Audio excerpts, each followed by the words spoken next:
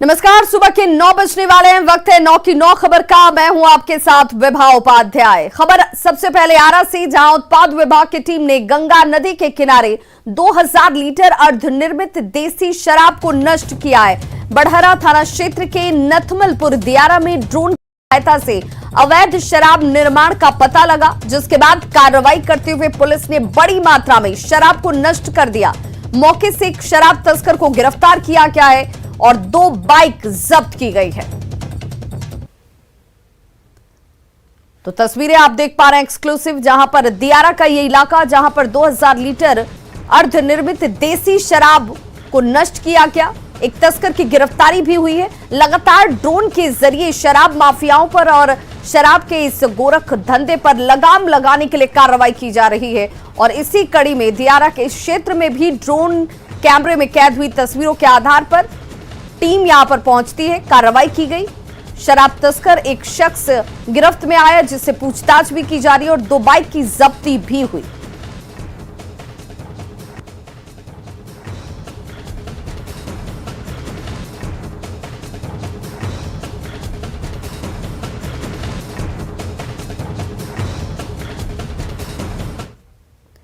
वहीं बड़ी खबर दरभंगा से आ रही है, जहां पर 3 लोगों को जिंदा जलाने की कोशिश की गई है। बता दें आपको, ये बड़ी खबर दरभंगा से, 3 लोगों को जिंदा जलाने की कोशिश। मकान पर कब्जे को लेकर इन लोगों को जलाने की कोशिश की गई है। 20 की संख्या में अपराधी पहुंचे। जमीन पर जबरन कब्जा जमाने के लिए अपराधी बुलडोजर लेकर यहां पर पहुंचे हुए थे, जिनकी संख्या 20 बताई जा रही है। जब वहां लोगों ने जबरन घर को तोड़ने का विरोध किया, तो अपराधियों ने घर में रह रहे लोगों को ही जिंदा जलाने की कोशिश की। अपराधियों ने घर के कुछ हिस्से को आग भी लगा दी। इस आगजनी में घर के 3 सदस्य झुलस गए हैं, जिनमें एक गर्भवती महिला भी शामिल है। वारदात की ये पूरी तस्वीर सीसीटीवी कैमरे में भी कैद हुई। मामले के बाद सदर एसडीपीओ घटनास्थल पर पहुंचे और मामले की जांच की गई। घायलों में से 2 लोगों का इलाज डीएमसीएच में चल रहा है। घटना के बाद अपराधी जेसीबी छोड़कर मौके से फरार हो जाते हैं। और देखिए, पहली तस्वीर पुलिस की कार्रवाई की, जब अब पूछताछ और कार्रवाई की जा रही है। वहीं दूसरी तस्वीर, जिसमें अपराधी, जिनकी संख्या 20 बताई जा रही है, घर के बाहर कैसे मौजूद हैं और उसके बाद आग लगा दी जाती है। जब पहले बुलडोजर से इस घर को तोड़ने की कोशिश की गई, जब विरोध किया गया, तो उसके बाद घर में आग लगा दी गई। 3 लोग इस दौरान झुलस भी गए। शहर के बीचों बीच नगर थाना क्षेत्र के जीएम रोड की यह घटना है और बीती देर शाम लोगों को जिंदा जलाने की कोशिश की जाती है। पूरे मामले में पुलिस की बड़ी लापरवाही सामने आई है और शिकायत के बावजूद देखिए, पुलिस ने अपराधियों को खोजने में कोई दिलचस्पी नहीं दिखाई है।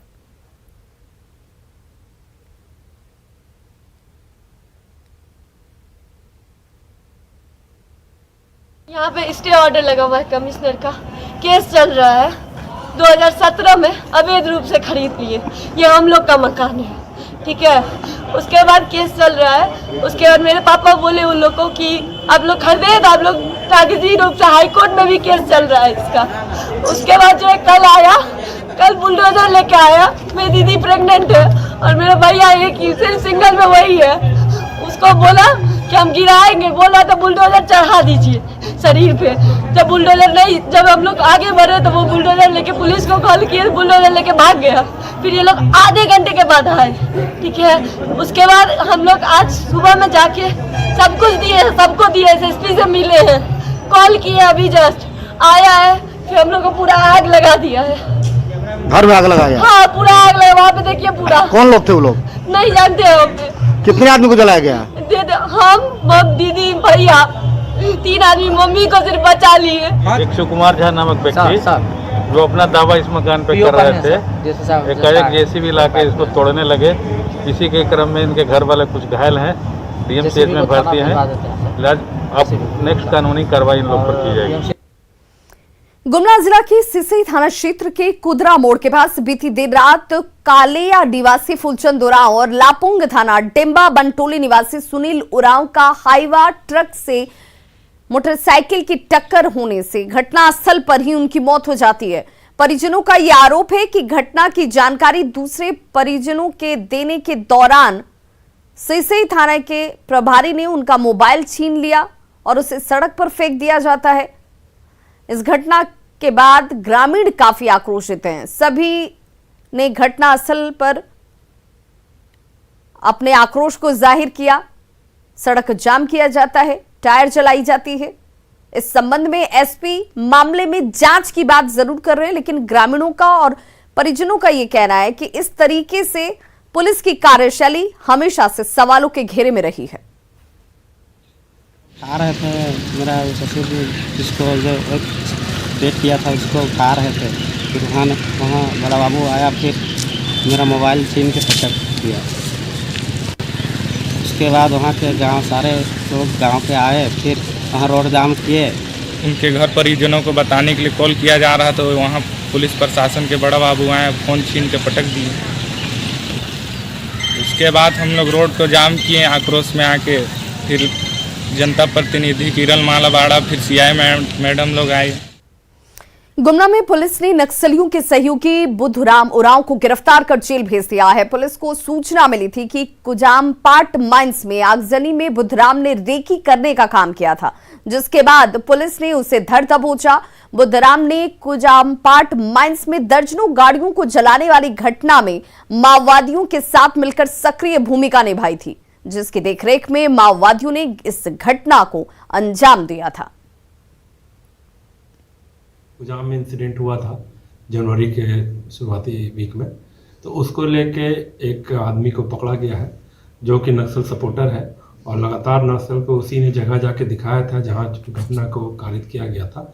इस संबंध में अच्छी सफलता मिली है गुमला पुलिस को। आगे भी जो और मुख्य आरोपी की पहचान किया उन्होंने, जो अभी कोयलांचल धनबाद, जी हां, इस धनबाद जिले में अवैध कोयले का कारोबार चरम पर है और अब कोयला तस्कर खुलेआम गोली भी चलाने लगे हैं। कोयला तस्करों के द्वारा हंसी मजाक में चली गोली कैटरिंग के काम करने वाले रवि को जाकर लग जाती है। बताया जा रहा है कि रवि अधिकारी नाम का युवक कैटरिंग का काम कर रहे थे अपने दोस्तों के साथ। वापस इस दौरान जब वो घर लौट रहे थे, स्कूल मोड़ के पास एक शेड के नीचे कोयला तस्करी का काम करने वाले कुछ युवक मौजूद थे और इन्हीं युवकों में से किसी ने गोली चला दी। इधर पुलिस अज्ञात लोगों के खिलाफ प्राथमिकी दर्ज कर आगे की कार्रवाई में जुटे हैं।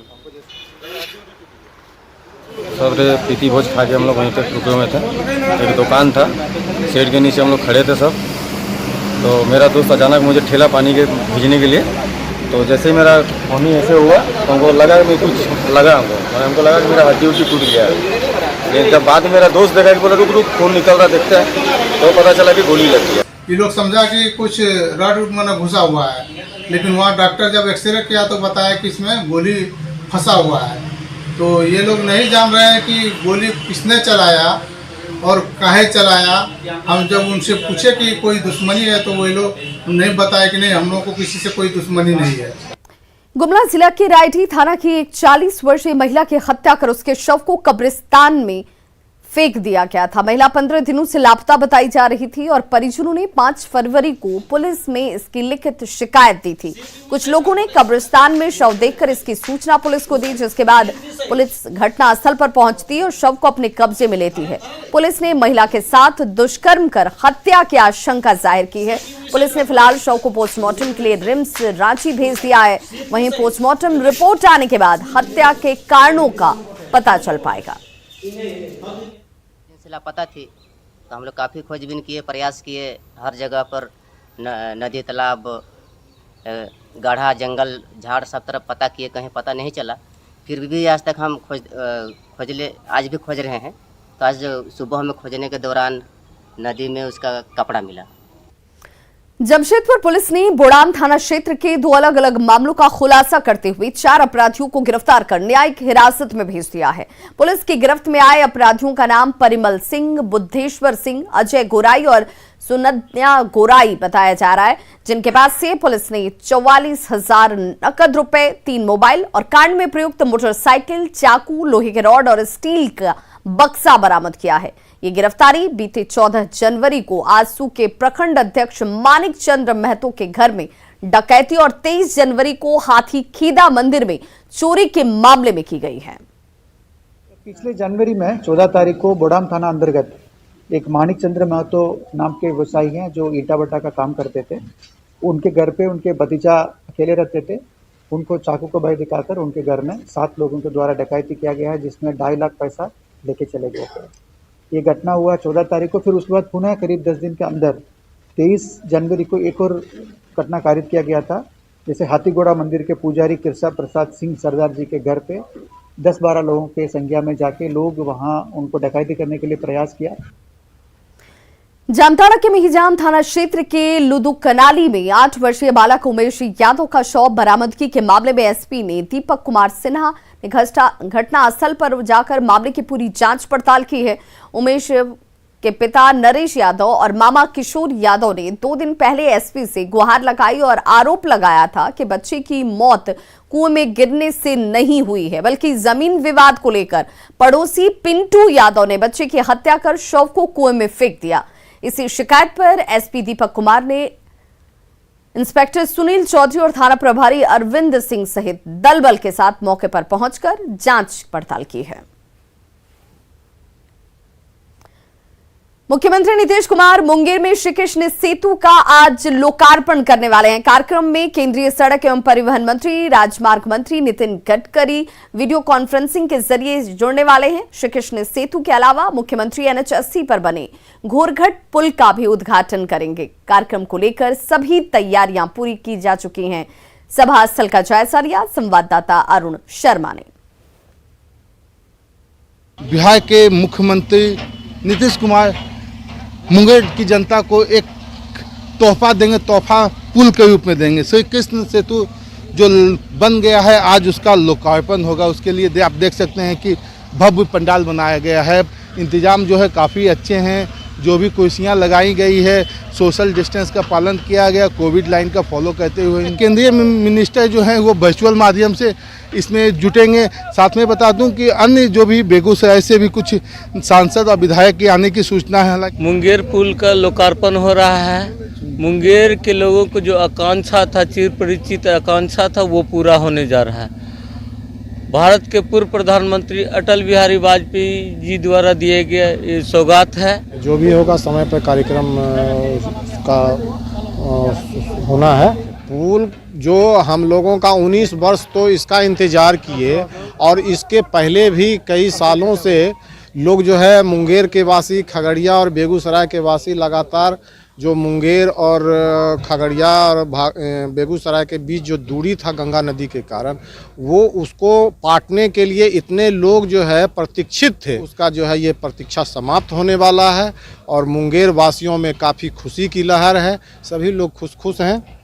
जिले में काफ़ी खुशी की लहर है। हो भी क्यों नहीं कि इतना बड़ा तोहफा जिले वासियों को मिला है, जिससे जिला जो है विकास में एक अगले कदम की ओर बढ़ जाएगा। अरुण शर्मा, न्यूज़ 18 मुंगेर। एम्स की रफ्तार में पहली बार रिम्स में भी ओपन हार्ट सर्जरी हुई। रिम्स के cardiac surgeon doctor Rakesh Chaudhary और उनकी टीम ने मात्र 2 घंटे में जटिल ओपन हार्ट सर्जरी कर रिम्स का मान बढ़ाया है। डॉक्टर ने बताया कि मरीज जब रिम्स में भर्ती हुआ था तब उसके बचने की उम्मीद कम थी। आर्थिक रूप से कमजोर 28 वर्षीय धनबाद का रहने वाला महेंद्र राम पिछले 2 साल से हृदय की बीमारी से ग्रसित था। मरीज के पास इतने पैसे नहीं थे कि वो अपना इलाज किसी बड़े अस्पताल में जाकर करा पाए। रिम्स का हृदय रोग विभाग अत्याधुनिक मेडिकल उपकरणों के साथ अनुभवी और विशेषज्ञ डॉक्टरों से लैस है। हृदय रोग से ग्रसित मरीजों को रिम्स में विश्व स्तरीय सुविधा अब मिल रही है। आज अगर आप खुद भी झारखंड में रिव्यू लेना चाहो तो आप रिम्स को यहाँ के जितने भी प्राइवेट हॉस्पिटल हैं, बाहर के भी कुछ हॉस्पिटल्स हैं, उनसे ऊपर का दर्जा दिया जाता है। और लोगों के अंदर, आम पब्लिक के अंदर ये धारणा बन गई है कि अब सच में हमारा यहाँ कल्याण हो सकता है। रिसेंटली हमने करीब 6 महीने पहले 100 ओपन हार्ट सर्जरी कंप्लीट करी थी और अब उसके बाद इतने शॉर्ट स्पेन में और 50 cardiac open heart surgery complete कर ली है। हमारा समाज के लिए यही एक मैसेज है कि हम गुणवत्ता के साथ, क्वालिटी के साथ अच्छी सर्विसेज, ईमानदार सर्विसेज आपको प्रोवाइड कर रहे हैं। थोड़ा लेट लगता है लेकिन काम बढ़िया होता है। ऑपरेशन भी मेरा अच्छा किए हैं सर। जिसमें आए तो उस बेड पर कंडीशन मेरा बहुत ख़राब था सर। बचने की मेरा संभावना नहीं था। मेडिसिन कुछ मेरा चालू किए तो मेरा कंडीशन थोड़ा सही होने लगा और दवा मेरा सही चला। उसके बाद मेरा कंडीशन सही होता तो उसके बाद मेरा पसंद किए सर। सोमवार डॉक्टर साहब नहीं सर, धन्यवाद देंगे सर। थैंक यू सर, हमारा जान बचाए, दोबारा जन्म दिए सर हमारा। जामताड़ा सदर अस्पताल में डायलिसिस के नाम पर मरीजों की जान के साथ खिलवाड़ किया जा रहा है। सदर अस्पताल स्थित डायलिसिस सेंटर में मरीजों के बेड के ऊपर देखिए छत से कैसे पानी टपकता है, जिससे मरीजों को काफी परेशानी हो रही है। अस्पताल के डायलिसिस सेंटर के अलावा एक्सरे रूम, आरएसएल जांच घर सहित कई अन्य कमरों के हालात ऐसे ही हैं जहां पर छत से बारिश में पानी टपकता रहता है। लाखों रुपए की मशीन भी पानी में यूं ही भीगकर खराब हो रही है। इस बात की जानकारी अस्पताल प्रबंधन और जिला प्रशासन को है, इसके बावजूद इसे ठीक करने को लेकर कोई पहल नहीं की जा रही। हम अपने पिताजी को डायलिसिस कराने आए हैं, तो अभी छत से देख रहे हैं कि पानी गिर रहा है मुँह पे। अभी बहुत परेशानी हो रही है, मुँह पे पानी गिर रहा है। और खाली मेरा ही नहीं और आदमी आते हैं सब डायलिसिस कराने, जो भी आते हैं उसको भी परेशानी होती है। तो बिल्डिंग का प्रॉब्लम है और इसके लिए में लिखा पढ़ी भी किया गया था बिल्डिंग विभाग को। और बिल्डिंग में बहुत जगह सीपेज है और बरसात के दिन में तो काफ़ी पानी टपकने लगता है, तो ये प्रॉब्लम है बिल्डिंग में। इसकी जानकारी ऊपर में भी दी गई है। पाकुड़ जिले के कुछ इलाकों में चल रही गांजे के कारोबार पर नकेल कसने में प्रशासन अब तक असहाय साबित हुआ है। जिले के हिरणपुर समेत कई इलाकों में जगह जगह अवैध गांजा बेचा जा रहा है। पुलिस कप्तान के निर्देश का भी अवैध कारोबार पर कोई असर पड़ता नजर नहीं आ रहा। गांव-गांव तक फैला ये व्यापार तेजी से लोगों के बीच नशे को बांट रहा है और युवा पीढ़ी इस घातक नशे की लत में डूबते जा रहे हैं। अभी हमारा पुलिस का कोशिश हमेशा यही है कि जो नशा का कारोबार करने वाला आदमी को चिन्हित करो, उसको पकड़ो और उसको जेल भेजो। ये एक लगातार होने वाला एक प्रोसेस है। हम लोग पकड़ता है, जेल भेजता है, अब दूसरा आदमी आता है, फिर वो करता है, हम उसको पकड़ता है और हम जेल भेजता है। ये एक लंबा प्रोसेस है, ये करप्शन का एक फेस है। ये धीरे धीरे ये कार्रवाई होने से धीरे धीरे इसमें कमी आएगा। हम लोग नशा का कारोबार करने वाला लोगों के खिलाफ है। एफसीआई का चावल लदा जहाज साहिबगंज टर्मिनल से होकर गुजरा और इस मालवाहक जहाज पर एफसीआई के 200 टन चावल लदे हुए हैं। ये मालवाहक जहाज पटना टर्मिनल से खुला है और बांग्लादेश होते हुए गुवाहाटी के पांडु बंदरगाह तक जाएगा। वहां से चावल लदा मालवाहक जहाज फिर कोयला लेकर लौटेगा। शनिवार को पटना के गायघाट बंदरगाह से ये जहाज रवाना हुआ था। केंद्रीय मंत्री सर्बानंद सोनोवाल ने इसे हरी झंडी दिखाकर रवाना किया। साहिबगंज टर्मिनल में जहाज के पायलट को चेंज किया गया। इस जहाज के आगे एक जीपीएस सिस्टम से लैस एक छोटा जहाज चल रहा है ताकि माल लेकर जा रहे जहाज रास्ता अपना न भटके। और इस वक्त ये तस्वीरें उसी मालवाहक जहाज की। ये एफसीआई का 200 टन चावल लेकर हमारे मंत्री महोदय कैबिनेट मंत्री सर्बानंद सोनोवाल जी ने 5 तारीख को इसको रवाना किया है गुवाहाटी के लिए।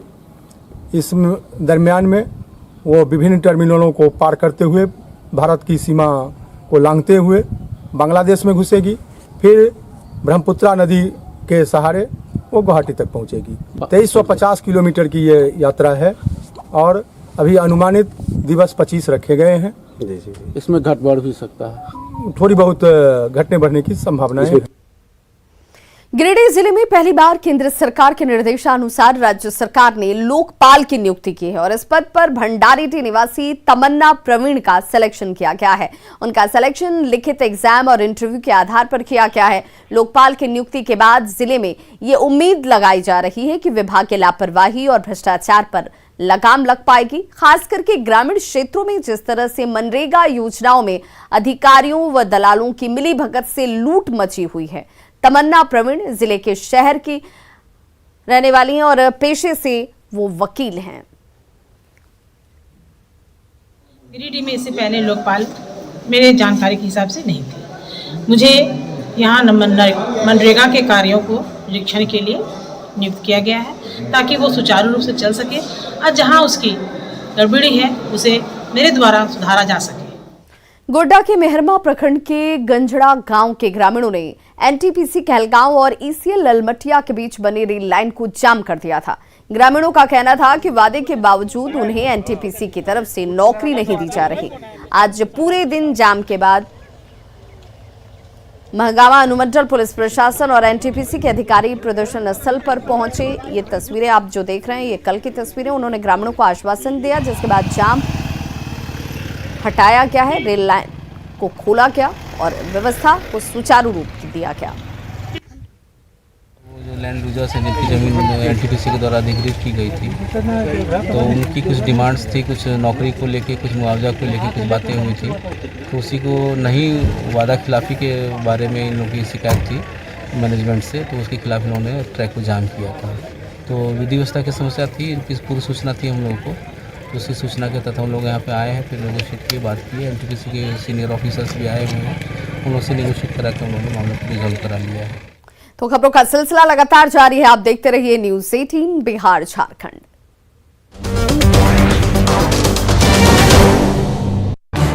इस न्यूज हेडलाइंस के प्रायोजक